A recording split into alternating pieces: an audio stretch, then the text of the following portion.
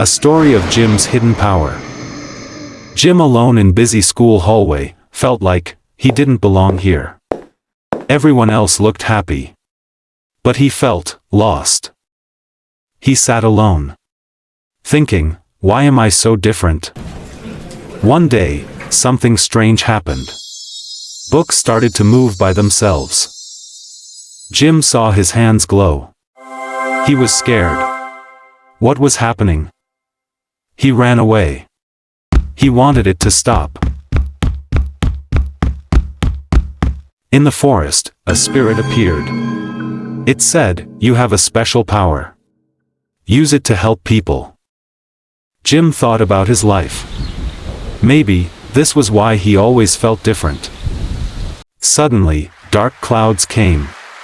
A monster attacked the school. Jim had to choose. Run away, or protect everyone. Jim closed his eyes, and let his true power out. Light and darkness crashed. Jim fought with all his heart.